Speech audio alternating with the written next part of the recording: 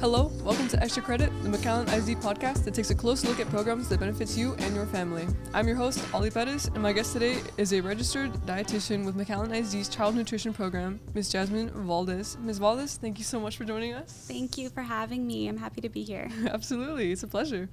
So, odd question, but how many meals does McAllen ISD serve each day?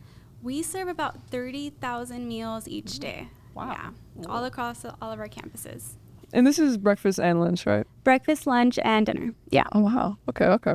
So about like dinners, 'cause I know everybody kind of sees breakfast and lunch, but I feel like a lot of students don't actually really know about dinners. Could you tell us a little bit about that? Yeah, of course. So we serve dinners at all of our campuses that have a nutritional, or not nutritional, like a educational enrichment program. And so anything like they have tutoring, homework assistance, some schools have like the Safe School programs, any programs like that, we serve a dinner there. And so we run that program with the CSCFP. What time does child nutrition staff report to get all these meals prepared, or like how?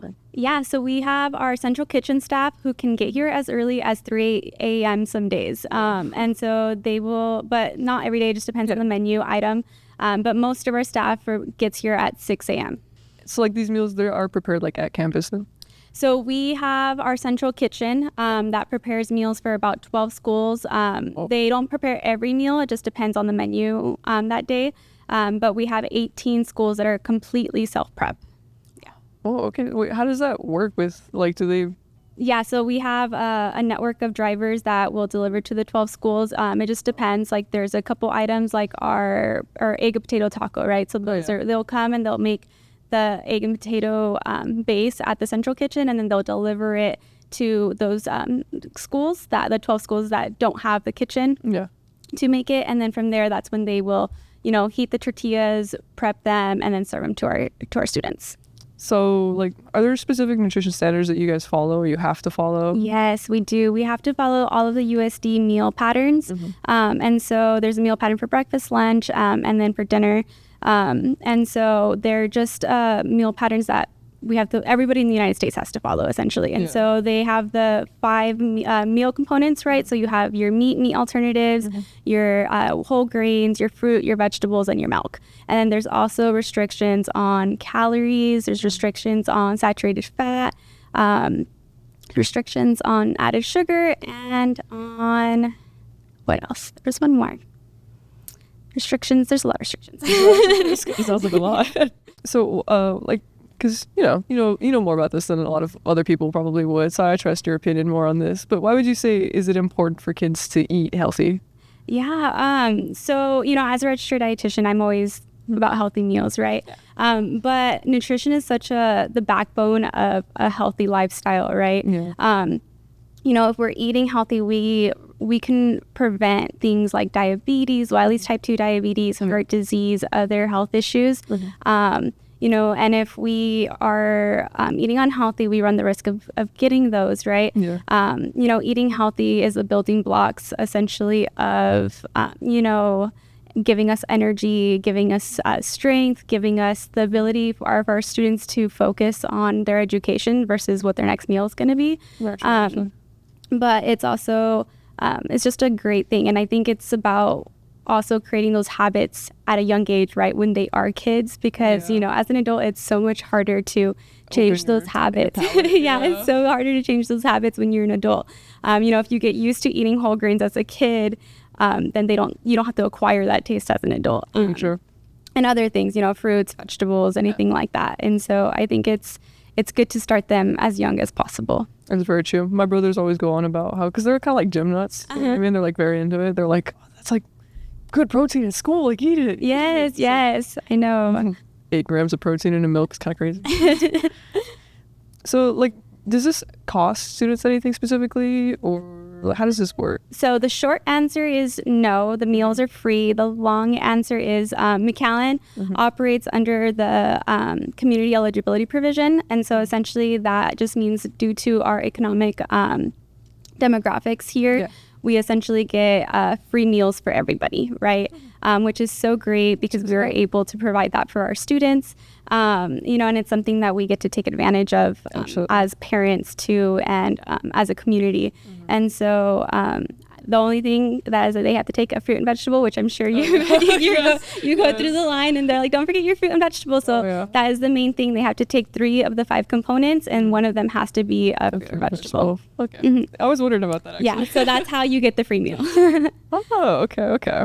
Menus, like, are they posted online, the meal plans, that type of stuff? Yes, so you could actually find them on our McAllen ISD website. And so if you go to McAllen ISD, go to departments, and then go to child nutrition department, they'll be right under the menu tabs, and we post them there every month. I'm going to be planning. Yeah. I'm going to make my plans around this.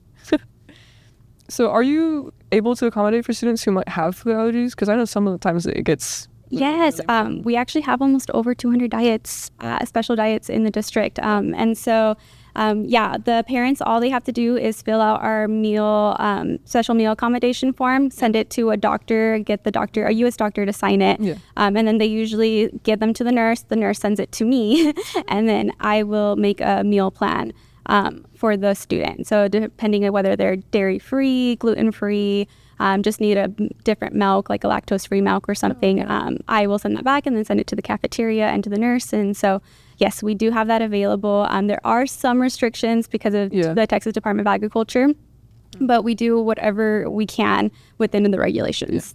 So I was wondering about that. I was like, what if somebody can't drink milk? We will accommodate whoever we can. Yeah.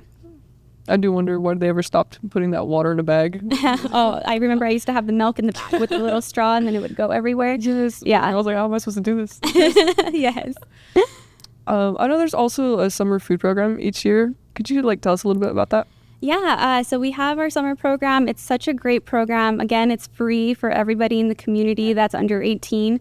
It is great. So we get to serve free meals to our community, even when there's no school. And we actually don't even just serve the schools. We serve the city. So like the city McFun zones. We serve churches, Boys and Girls Club, recreational clubs. We also even have a bus route. So the bus route will actually make multiple stops throughout the entire city. And so they'll stop at splash pads, they'll stop at apartment complexes, parks, different spots. And then the kids can actually grab a free meal, sit in an air-conditioned bus, escape the heat a little bit, and eat their meal there.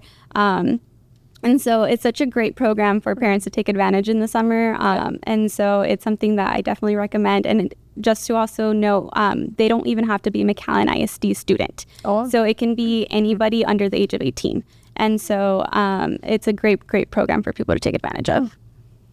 I'm a little curious about that. Who funds that? Is that like a McAllen ISD thing, or is it? So we again, it's kind of like the same way the provisional eligibility works. And so we get funded through TDA, the Texas Department of Agriculture. I know, because actually, I think recently they have this thing where they brought in, I don't know how to explain it, but it's they brought in these kind of like the little lunch ladies, the people who serve, and they were offering these new foods, and they were having us test it out at the high schools, and they were giving these little forms back. What is that actually? So we were, I think did this happen in October? Yes, this is okay. So we did 2 weeks of food student testing. Oh yeah. And so essentially we are planning our new menu for next year. And it takes a really long time. It takes about an entire year to plan a whole menu for the next year. And so we will bring in vendors sometimes, and then we will present new food items, whatever's new, and we like to test it with our students. We try to get their feedback, so I hope you did the surveys. And so I hope you did the surveys. And so we'll get their feedback, and then based on that feedback, we'll put it on our menu for next school year. And so next August, there's a ton of new items, so I hope you're excited. Be excited about next year's menu. I hope we also have another dietitian who's our new menu planner too, and so we are working really hard on making nutritious meals for next school year. Oh, I'm a little jealous. Unfortunately, that was good food, guys. Be so grateful. Answer that survey. Well, that's about all the time that we have, Ms. Valdez, unfortunately, but thank you so much for joining us. Awesome. Thank you so much for having me. Thank you so much for telling us about this. This was fun. Thank you. That's Extra Credit for today. Thank you guys so much for watching.